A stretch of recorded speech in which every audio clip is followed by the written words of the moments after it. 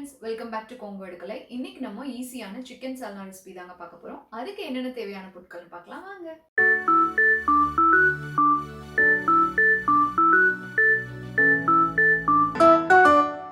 இப்போ ஒரு கடாயில் கொஞ்சமாக எண்ணெய் எடுத்துக்கோங்க. இப்போ எண்ணெய் நல்லா காஞ்சோன்னு வர கொத்தமல்லி பார்த்தீங்கன்னா 1.5 டேபிள் ஸ்பூன் அளவு எடுத்துக்கோங்க. அப்புறம் இது கூடயே கொஞ்சமாக, அதாவது ஒரு 1/4 டீஸ்பூன் சீரகம் ஆட் பண்ணுங்கள். இப்போது இதுலேயே வந்து வரமிளகா உங்கள் காரத்துக்கேற்ப ஆட் பண்ணிக்கோங்க. இன்றைக்கி நான் ஒரு 3 வரமிளகா ஆட் பண்ணுறேன். இது உங்களுக்கு எவ்வளோ காரம் இருப்போமோ அந்த அளவுக்கு நீங்கள் ஆட் பண்ணிக்கோங்க. இது ரொம்ப கருக விட்டுறாதீங்க. இதில் நான் இப்போது சின்ன வெங்காயங்க ஒரு 15 சாம்பார் வெங்காயம் பொடி பொடியாக நறுக்கி வச்சுருக்கேன், அதை ஆட் பண்ணிக்கிறேன். அடுத்தது இது கூடயே ஒரு பூண்டு வந்து ஒரு 6 பல்லு ஆட் பண்ணிக்கிறேன். அப்புறம் இஞ்சி பார்த்திங்கன்னா ஒரு பெரிய துண்டு நான் ஆட் பண்ணிக்கிறேன்.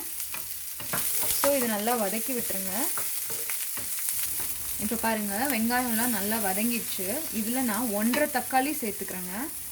ஸோ 1.5 தக்காளி நீங்கள் சின்ன சின்னதாக கட் பண்ணி சேர்த்துக்கோங்க. மீதி 1/2 தக்காளி நம்ம குழம்பு வதக்கி விட்றப்ப யூஸ் பண்ணுவோம். ஸோ இதிலே கொஞ்சம் உப்பு போட்டுக்கோங்க, ஸோ சீக்கிரம் வதங்கிடும். இப்போ இது நல்லா வதக்கி விட்டுருங்க. அப்புறம் மஞ்சத்தூள் வந்து ஒரு 1/4 டீஸ்பூன் வந்து சேர்த்துக்கோங்க. இப்போ பாருங்கள், தக்காளியும் நல்லா வந்து வதங்கிடுச்சு. ஸோ நம்ம இதை அரைக்க போகிறனால ரொம்ப மசியணும்னு இல்லை. நீங்கள் பார்த்தீங்கன்னாவே தக்காளி தெரிஞ்சிருக்கு, நல்லா வந்து வெந்துருச்சு.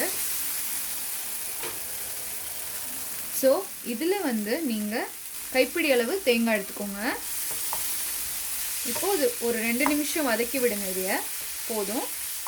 அதுக்கப்புறம் நம்ம இதையை அரைச்சி எடுத்துக்க போகிறோம். அவ்வளோதாங்க. இப்போது இதை நம்ம வந்து அரைச்சி எடுத்துக்கலாம். ஃபஸ்ட்டு குக்கரில் கொஞ்சமாக எண்ணெய் எடுத்துக்கோங்க, அதாவது ஒரு டேபிள் ஸ்பூன் அளவு போதும். இப்போது எண்ணெய் காஞ்சோன்னே ஒரு 3 சின்ன வெங்காயம், அதாவது சாம்பார் வெங்காயம் வந்து நீங்கள் பொடி பொடியாக நறுக்கி எடுத்து வச்சுக்கோங்க. இது நல்லா வதக்கி விட்டுருங்க. இப்போது வெங்காயம் வதங்கினோன்னே நம்ம எடுத்து வச்சுருந்த அந்த 1/2 தக்காளி வந்து நீங்கள் ஆட் பண்ணிக்கோங்க. இப்போது தக்காளி நல்லா வெந்துச்சுங்க. இப்போ பாருங்கள், இதுக்கு நம்மளுக்கு சிக்கன் ஒரு 100 கிராமே போதுங்க. இதில் பார்த்திங்கன்னா நான் மோஸ்ட்லி எலும்பாக இருக்கிறது மட்டும் எடுத்து வச்சுருக்கேன். ஸோ உங்களுக்கு வந்து இது நீங்கள் நிறையா ஃப்ளெஷ் இருக்கிறதும் போட்டு பண்ணலாம். இப்போ நம்ம சால்னா பண்ணுறதுனால இந்த மாதிரி எலும்பு இருக்கிறது போட்டாவே அந்த ஃப்ளேவர் நம்மளுக்கு வரக்காக தான் போடுறோம். ஸோ இதை நம்ம இப்போ ஆட் பண்ணிக்கலாம்.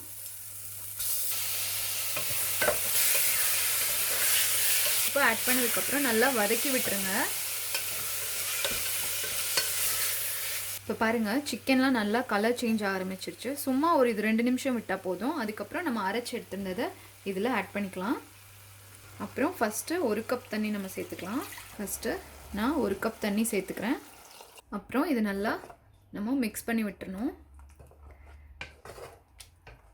பாருங்கள், இதுவே நல்லா கெட்டியாக இருக்குது. ஸோ நம்மளுக்கு சால்னானா இன்னைக்கு கொஞ்சம் தண்ணி மாதிரி வேணும்ல, ஸோ அதனால் நான் இன்னொரு கப் தண்ணி ஃபஸ்ட் சேர்த்துக்கிறேன். ஸோ நான் இன்னும் 1 கப் தண்ணி சேர்த்துக்கிறேங்க. மொத்தமாக நான் 3 கப் தண்ணி சேர்த்துக்கிட்டேன். ஸோ உங்களுக்கு வந்து இந்த அளவுக்கு தண்ணியாக இருக்கணுங்க. ஸோ இதில் வந்து நம்ம இப்போ உப்பு பார்த்துட்டு நீங்கள் வேணா ஆட் பண்ணிக்கலாம். அப்புறம் இது நல்லா கொதி வரட்டும். கொதி வந்தோன்னே நம்ம இந்த குக்கர் க்ளோஸ் பண்ணி ஒரு 3 விசில் போல் விட போகிறோம். இப்போ பாருங்கள், நல்லா கொதி வர ஆரம்பிக்குது இப்போ தான். ஸோ இந்த ஸ்டேஜில் நம்ம அடுப்பு வந்து நீங்கள் மீடியம் ஃப்ளேமில் வச்சுக்கோங்க. மீடியம் ஃப்ளேமில் வச்சுட்டு குக்கர் க்ளோஸ் பண்ணிவிட்டு நம்ம இதை நீங்கள் மீடியம் ஹீட்டில் வச்சு 3 விசில் எடுத்துக்கோங்க. ஹையில் வச்சு பண்ணோன்னா வெளியே ஃபுல்லாக தெளிச்சிருங்க. ஸோ மீடியம் ஃப்ளேமில் 3 விசில் வச்சு எடுத்துக்கலாம். இப்போ பாருங்கள், நம்ம 3 விசில் விட்டு எடுத்தாச்சு. அப்புறம் ப்ரெஷரும் ரிலீஸ் ஆகிடுச்சு. பாருங்கள், மேலே வந்து நம்மளுக்கு குழம்பு வந்து வரவே இல்லை. ஸோ நீங்கள் வந்து சிம்மில் வச்சு, அதாவது மீடியம் ஹீட்டில் வச்சு 3 விசில் விட்டிங்கன்னா உங்களுக்கு குக்கர் மேலே வந்து நம்மளுக்கு பொங்கி வராது. ஸோ இப்போ நம்ம திறந்து பார்த்துடலாம். நம்மளோட சூப்பரான சிக்கன் சால்னா ரெடி ஆயிடுச்சு. கொஞ்சமாக நான் கொத்தமல்லி இலை தூவிக்கிறேன். இன்னி நீங்கள் இதை பரோட்டா கூட, ரைஸ்க்கும் இது ரொம்ப நல்லாயிருக்குங்க. சப்பாத்தி, தோசை எல்லாத்துக்குமே இது நல்லாயிருக்கும். கண்டிப்பாக நீங்கள் ட்ரை பண்ணி பாருங்கள். இது வீட் பரோட்டா. இந்த ரெசிபி நான் உங்களுக்கு டிஸ்கிரிப்ஷன் பாக்ஸில் ஷேர் பண்ணியிருக்கேன், நீங்கள் அங்கே போய் செக் பண்ணிக்கலாம். Tip of the tank. இன்னைக்கு நம்ம சால்னா ரெசிபியில் பார்த்தீங்கன்னா நம்ம தண்ணி அதிகமாக யூஸ் பண்ணி சால்னா ரெசிபிக்காக பண்ணோம். அதே நீங்கள் தண்ணி ஊற்றாமல் நீங்கள் வந்து கம்மியாக தண்ணியில் குக்கரில் அதே மாதிரி பண்ணிங்கன்னா உங்களுக்கு ஈஸியான சிக்கன் குருமா ரெடி ஆகிடுங்க. ஸோ இந்த ரெசிபி உங்கள் எல்லாத்துக்கும் பிடிச்சிருக்கும்னு நினைக்கிறேன். கண்டிப்பாக நீங்கள் இதை ட்ரை பண்ணி பார்த்துட்டு கமெண்ட் செக்ஷனில் என் கூட ஷேர் பண்ணிக்கோங்க. இந்த வீடியோ உங்களுக்கு பிடிச்சிருந்ததுன்னா லைக் பண்ணுங்கள், ஷேர் பண்ணுங்கள். இங்கே வர ஒயிட் ஐக்கான் ப்ரெஸ் பண்ணி எங்கள் சேனலை சப்ஸ்கிரைப் பண்ணுங்கள். ஃபேஸ்புக் அண்ட் இன்ஸ்டாகிராமில் எங்கள் சேனலை ஃபாலோ பண்ணுங்கள். தேங்க்யூ.